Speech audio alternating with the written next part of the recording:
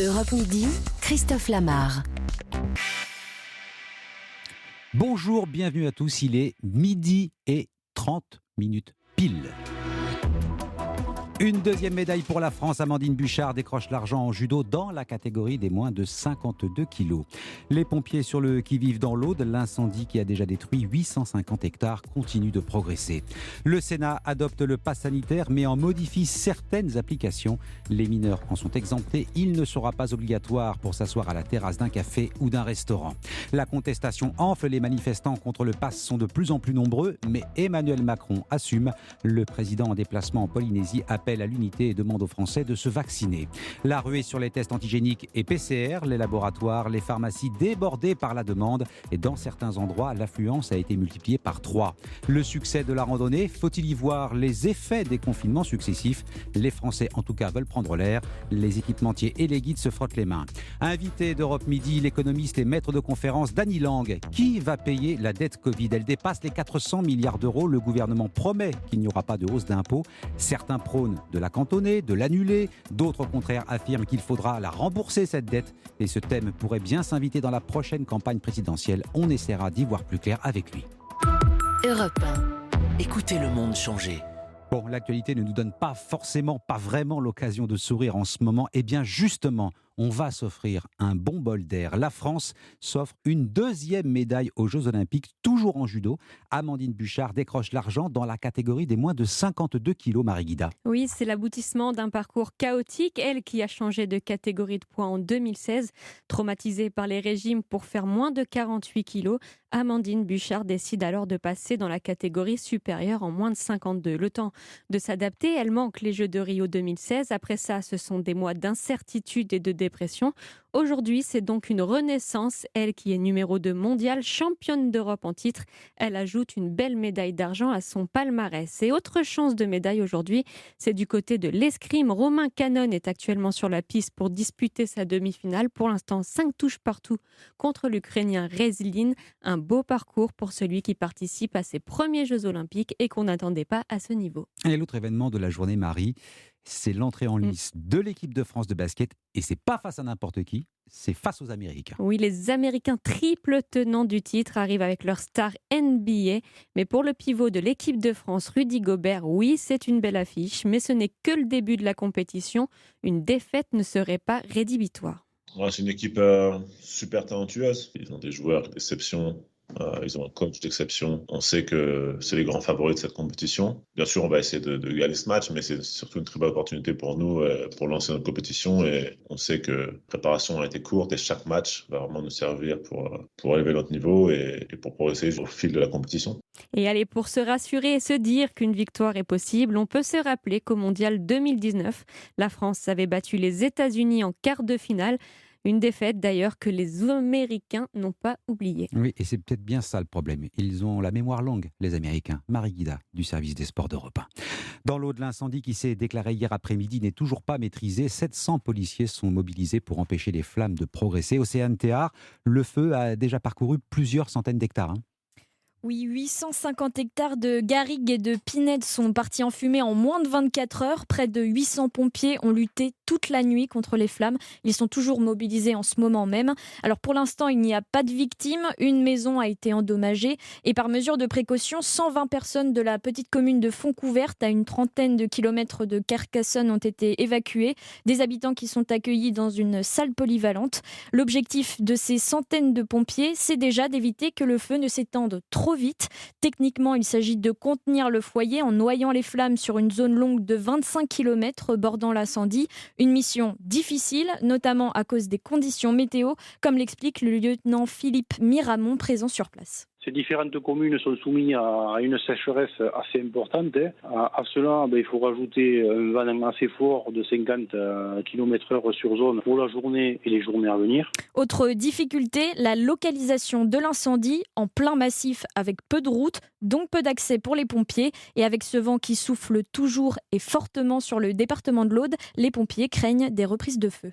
Océane Théard. Après l'Assemblée, c'est au tour du Sénat d'adopter le projet de loi sur le pass sanitaire, mais le texte a été assez largement modifié. Les mineurs sont désormais exclus du dispositif. Les sénateurs ont par ailleurs refusé qu'il s'applique dans les centres commerciaux ou sur les terrasses des cafés.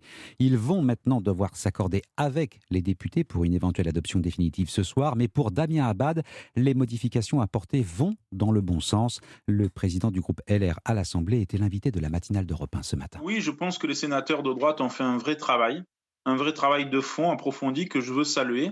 Et moi, ce que je souhaite, c'est que ce matin, en commission mixte paritaire, un accord soit trouvé sur la base du texte du Sénat. Parce que ça a du sens et de la cohérence que de ne pas imposer le pass sanitaire dans les activités extérieures de plein air.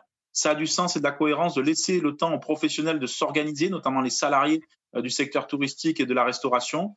Et puis, ça a aussi du sens, ça a aussi de la cohérence de supprimer les sanctions pénales, parce qu'il est absolument scandaleux d'imposer des sanctions pénales sur des restaurateurs ou des professionnels du tourisme, alors même que ce n'est pas leur job que de faire des contrôles d'identité. Le président du groupe Les Républicains à l'Assemblée, Damien Abad, il était l'invité de la matinale d'Europe 1 ce matin. Cette inflexion, si elle se confirme, ne devrait pas calmer la colère des opposants au pass sanitaire. Les défilés et manifestations ont rassemblé plusieurs milliers, peut-être des centaines de milliers de personnes dans toute la France hier. L'exécutif reste pour l'instant de marbre et affiche sa détermination. « J'assume », dit le chef de l'État, tout en appelant à l'unité et à se faire vacciner. Emmanuel Macron, qui est en Polynésie, voyage de 4 jours pour le président. C'était une promesse du chef de l'État, mais ce déplacement avait dû être repoussé. Épidémie oblige. Emmanuel Macron espérait peut-être mettre le Covid entre parenthèses. Ça n'a pas été du tout le cas. Claudia Bertram, vous êtes notre envoyée spéciale à Tahiti. Oui, puisque dès son arrivée, Emmanuel Macron est accueilli avec 2 tests PCR et antigéniques à la place du traditionnel collier de fleurs, qu'on lui a bien évidemment ensuite passé autour du cou à sa descente de l'avion.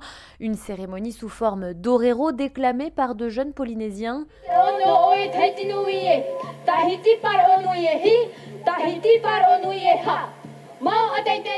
Un art traditionnel qui consiste à souhaiter la bienvenue avec des mots chantés, au son d'un vivo, une flûte nasale et d'un pahu, une percussion. L'Élysée avait prévenu accueil contrôlé en raison de la crise sanitaire. Et le président s'est d'ailleurs rendu tout de suite au centre hospitalier de Papeete. L'heure n'est pas encore à la carte postale depuis les îles alors que la situation sanitaire se dégrade avec le variant Delta. Les contaminations augmentent ici aussi. Et face aux soignants du centre hospitalier, le premier message d'Emmanuel Macron en Polynésie, c'est la vaccination. Lorsque la science donne des armes, il faut les utiliser. Et donc je veux ici lancer un message très fort pour appeler chacune et chacun à se faire vacciner, parce qu'on le voit partout dans les chiffres. Et sous toutes les latitudes, quand on est vacciné, on est protégé. Ici, 35% de la population a reçu une première dose. Un message donc aux Polynésiens, mais plus globalement à l'ensemble de la population française. Interrogé par les journalistes, Emmanuel Macron réagit aussi aux manifestations qui se sont tenues ce week-end contre le pass sanitaire. Aucune liberté n'existe sans devoir. Que vaut votre liberté si vous me dites « je ne veux pas me faire vacciner ». Si demain vous contaminez votre père, votre mère ou moi-même, je suis victime de votre liberté. Ça n'est pas ça la liberté. Ça s'appelle l'irresponsabilité. Ça s'appelle l'égoïsme. Le président qui assure respecter les personnes qui manifestent tout en décriant ceux qui, je cite, sont dans la mobilisation irrationnelle, cynique et manipulatrice. Claudia Bertram, envoyée spéciale d'Europe 1 en Polynésie. Et j'ajoute que l'Allemagne réfléchit à son tour à la possibilité de restreindre les libertés pour les personnes non vaccinées si l'épidémie devait continuer de progresser, dit la chancelière Angela Merkel. Dans le Calvados, on se met déjà à l'heure des restrictions. On parle d'expérimentation volontaire. Depuis ce matin, il faut montrer patte blanche pour entrer dans un café ou un restaurant. Si on veut s'asseoir à une table à Trouville ou encore Deauville, il faut au préalable sortir son pass sanitaire. Le département affronte lui aussi une forte hausse des cas de contamination. Ceci explique peut-être cela. Les non-vaccinés se ruent sur les tests PCR ou antigéniques. Et dans les pharmacies, c'est une affluence que l'on n'avait plus l'habitude de voir. Caroline Baudry.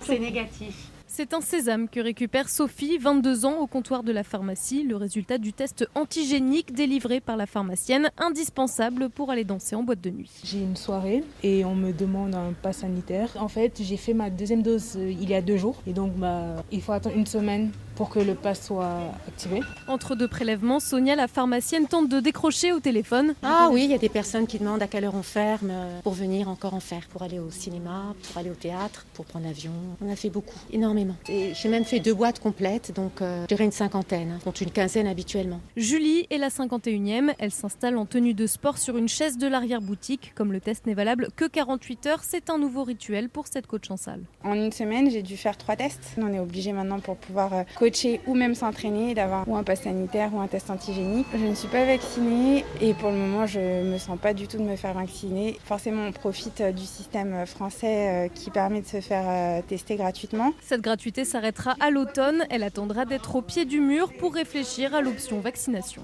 Un reportage Caroline Baudry. On le verra avec la météo à la fin du journal. Le temps va être un peu perturbé sur une partie de la France aujourd'hui et peut-être même en début de semaine prochaine. Cela ne devrait pas décourager les amateurs de randonnée. La discipline fait de plus en plus d'adeptes et les équipementiers ont de quoi sourire. Les ventes décollent. Maud Descamps.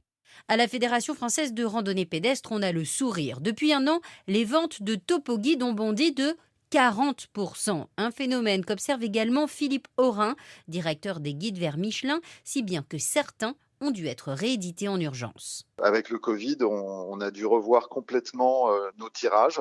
Périgord, l'Auvergne, la Franche-Comté, le Lot ont dû être réimprimés. Autre signe de l'intérêt croissant des Français pour la randonnée, les ventes d'équipements Décathlon observent une hausse de 15% de ces ventes de chaussures de randonnée. Même phénomène aux vieux campeurs, explique son directeur général, Aymeric de Rorté. Tout ce qui est vente de chaussures, de sacs de couchage, de tentes, sont en forte progression. Le plus spectaculaire, c'est effectivement les cartes IGN. Nous avons fait la plus grosse année que nous ayons jamais faite. Et surtout, on a ce côté retour à l'authenticité, où les gens ont tellement été forcés d'être sur des écrans que tout ce qui fait qu'ils peuvent quitter les écrans, ils le font. Et donc, consulter des cartes papier, ça leur plaît comme jamais. À l'instar de la randonnée, le kayak, la nage en eau libre ou le vélo sont également en très forte hausse, observent les professionnels. Maud Descamps du service économie d'Europe 1. Ces randonneurs vont-ils marcher sous la pluie ? Eh bien, on voit ça tout de suite. L'été, c'est avec ou sans soleil. Mais la rentrée, c'est surtout l'esprit léger grâce aux solutions de garde d'enfants de la Compagnie des familles. Tout de suite, la météo. Quelques orages dans le nord du pays cet après-midi, Marlène Duret ? Oui Christophe, si on a déjà pu entendre quelques coups de tonnerre par endroits, le temps va devenir de plus en plus instable sur une petite moitié nord du pays, avec des averses parfois orageuses, alors moins d'averses en allant vers le sud-ouest, mais l'humidité restera bloquée sur les Pyrénées et leur piémont. Voilà pourquoi le temps sera gris et faiblement pluvieux par endroits. Sur le reste du pays, un ciel changeant, avec tout de même de belles éclaircies sur le Jura, le nord des Alpes, les plages corses, quelques orages isolés sur le relief des Vosges et des Alpes du Sud, et puis on termine avec un léger voile nuageux de la vallée du Rhône au pourtour méditerranéen. Là-bas, le ciel ne sera pas tout bleu, mais ça reste lumineux. Température maximale prévue 22 à 26 degrés en général, avec 23 à Paris. Comptez un petit peu moins sur la côte d'Albâtre et la pointe du Cotentin, avec par exemple 20 degrés au Havre, 19 à Cherbourg. Un peu plus en Alsace, en Isère et dans le Lyonnais, avec 27-28 degrés. Et les températures atteindront encore 29 à 34 de la vallée du Rhône au pourtour méditerranéen, avec 34 à Nîmes. Merci Marlène. Et puis à l'instant, une troisième médaille pour la France. On ne sait pas encore si elle sera d'argent ou d'or. À l'épée, Romain Canon vient de se qualifier pour la finale qui se disputera à 14h15. Et la France donc assurée d'obtenir une troisième médaille. On attend d'en connaître la couleur. Et puis dans quelques instants, bien sûr, qui va payer la facture du Covid ? L'économiste Dany Lang nous donne quelques éléments de réponse. À tout de suite. Europe Midi, écoutez le monde changer. Christophe Lamar. Bonjour Dany Lang. Bonjour. Alors vous êtes économiste, maître de conférences en économie à l'Université Paris 13 et vous êtes par ailleurs membre des économistes atterrés. Si on voulait vous avoir sur Europe 1, c'est pour tenter de comprendre ce qui se passe sur le plan économique et notamment tout ce qui touche à la dette Covid qui va atteindre à peu près 400 milliards, qui les a peut-être déjà dépassés, 400 milliards d'euros. Qui va payer cette dette, Dany Lang ? Alors, dans la dette, il faut bien distinguer deux types de dettes. On nous parle souvent de dette de manière indifférenciée. Il y a la dette publique qui représente aujourd'hui plus de 100% du PIB. Et il y a la dette privée qui représente 240% du PIB. La dette publique, c'est la dette de l'État et des collectivités locales. Et la dette privée, c'est la dette des entreprises et des ménages. Quand vous et moi, nous empruntons pour acheter un logement ou pour acheter une voiture, c'est de cela dont on parle. Et une dette privée doit par nature être remboursée. La dette publique, c'est un peu moins problématique, contrairement à ce que disent beaucoup d'éditorialistes dans les médias, parce qu'une dette publique peut toujours être renouvelée à échéance. C'est-à-dire quand elle arrive au bout, la dette publique, l'État peut réemprunter, ce qui n'est pas le cas pour un ménage. Au bout d'un moment, les gens partent à la retraite et donc ne peuvent plus emprunter, ce qui est normal. L'État a conclu qu'il fallait en mettre fin au quoi qu'il en coûte. La Cour des comptes elle-même expliquait il y a peu qu'il fallait de toute façon sortir du quoi qu'il en coûte. Est-ce qu'au moment où on se parle, c'est possible, compte tenu de la situation économique de la France ? Moi, ça me paraît extrêmement compliqué. Et puis, dans le quoi qu'il en coûte, il n'y avait pas que des choses positives. Rappelez-vous, au moment où le quoi qu'il en coûte a été lancé, on s'est retrouvé avec des entreprises qui, au lieu d'être aidées très directement, ont eu des prêts garantis par l'État. Or, un certain nombre d'entre elles ne pourront jamais rembourser ces emprunts pour des raisons évidentes, parce que le Covid les a mis dans des situations extrêmement difficiles. Donc, mettre fin au quoi qu'il en coûte, ça veut dire aussi aggraver la situation économique, mettre le pays dans une situation encore plus délicate qu'il ne l'est. Et c'est extrêmement difficile, extrêmement difficile. Moi, je n'aimerais pas être aujourd'hui un responsable politique ou un banquier central, parce que les banques centrales, de par leur politique, elles ont aidé les entreprises et les ménages avec des taux extrêmement bas, ce qui s'est répercuté sur le crédit de tout un chacun.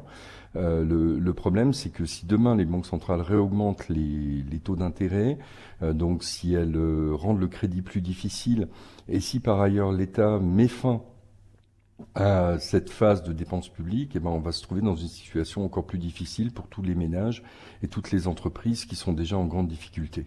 Donc c'est ça le problème. Je ne suis pas sûr que les dirigeants français aient compris la situation, et mettre fin au quoi qu'il en coûte de manière brutale, c'est s'assurer du déclenchement d'une crise.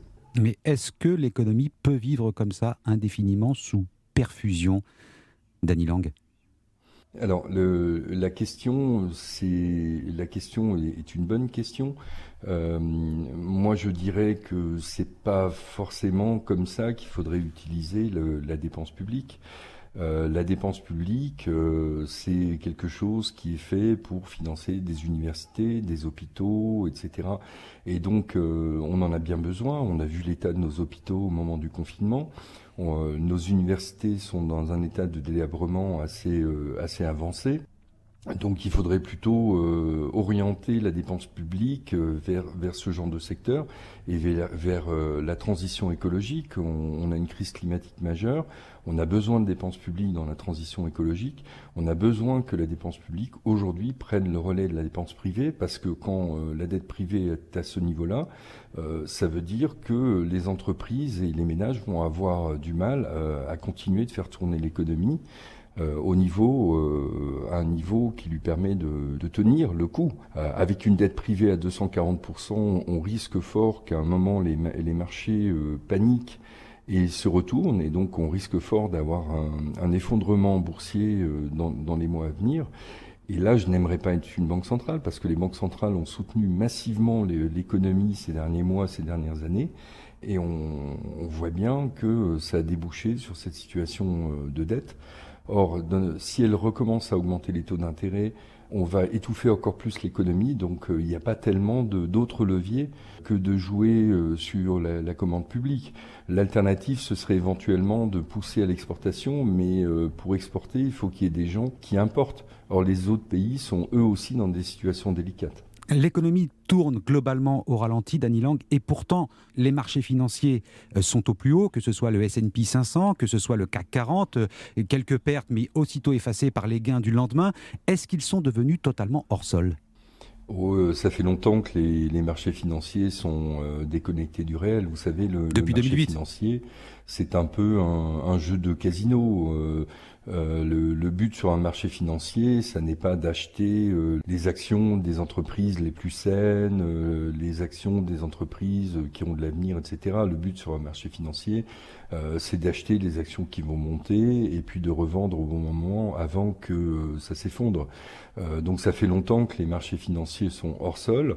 Là, le fonctionnement des marchés financiers est alimenté artificiellement par les politiques des banques centrales qui ont fait ce qu'elles ont pu pour faire face à la crise et pour essayer d'assurer une certaine stabilité financière. Et le paradoxe, c'est que les banques centrales, par leur politique de taux très bas, ont vraiment fait leur maximum, le maximum qu'on peut faire par une politique monétaire, et qu'en faisant cela, elles ont alimenté aussi ces bulles financières sur les marchés financiers qui sont extrêmement malsaines. Mais on a le sentiment aujourd'hui que les banques centrales sont presque prisonnières d'un système qu'elles ont mis en place. Est-ce qu'elles peuvent en sortir, ou est-ce que de toute façon, nous sommes déjà allés trop loin ? C'est très difficile pour une banque centrale. Monsieur Draghi l'avait déjà souligné depuis 2014. C'est très difficile pour une banque centrale de soutenir l'économie comme elles l'ont fait massivement si la politique budgétaire, c'est-à-dire les dépenses publiques, ne suivent pas. Or, on a eu depuis plusieurs années ce qu'on appelle un policy mix complètement incohérent au niveau de la zone euro.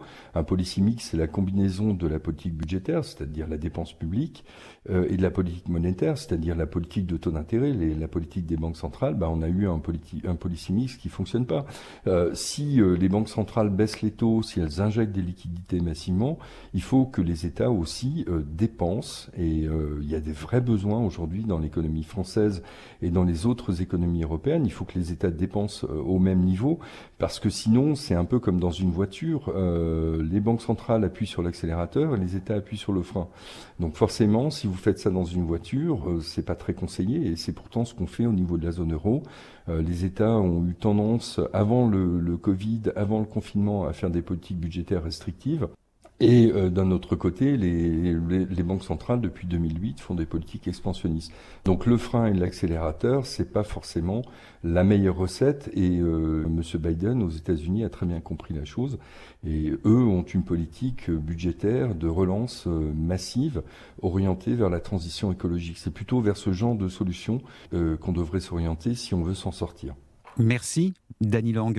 Je rappelle que vous êtes maître de conférence en économie à l'Université Paris 13 et membre des économistes atterrés. Merci, bonne journée. Merci à vous. Europe Midi, Christophe Lamar. On essaie d'imaginer ce qu'il aurait dit ou fait en ces temps de Covid et en ces temps d'économie totalement bouleversée. Jean-Yves Lafesse nous a quittés et nous sommes très tristes. Les canulars téléphoniques, il les a inventés sur Europe 1 dans les studios de la rue François 1er. On aimerait bien qu'il nous fasse une blague aujourd'hui, mais il n'est plus là. Alors on a décidé de diffuser pendant tout le week-end quelques-uns de ses meilleurs moments sur notre antenne, histoire qu'il se rappelle à notre bon souvenir. Jean-Yves Lafesse. Madame Ledoux. Madame Ledoux n'est plus. Je vous appelle parce que j'ai 92 ans aujourd'hui. Journée hommage à Jean-Yves Lafesse. Allô, bonjour madame. Oui, bonjour madame. Allô? Oui, bonjour monsieur. Oui? Oui, bonjour, adjudant Monnier à l'appareil. Oui? C'est pour vous signaler que vous êtes en train de vous faire pirater, là. Pirater sur quel niveau? Eh ben, vous savez, il y a quelqu'un qui est en train de télécharger chez vous. Ah bon? Vous n'avez pas d'informatique, vous? Un petit peu, si, enfin, mais je vais vous dire, c'est plus ma fille qui s'en occupe que moi. Ah, ben, votre fille, elle s'est fait piquer donc sa connexion à Internet par un hacker, et il en a profité pour installer un logiciel qui, en fait, lui permet de télécharger ce que vous avez en réel chez vous.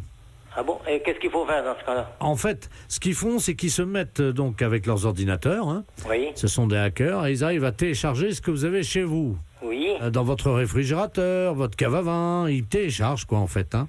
Oui. Vous êtes devant votre réfrigérateur? Oui. Vous pouvez l'ouvrir? Oui. Il y a des yaourts, non? Oui.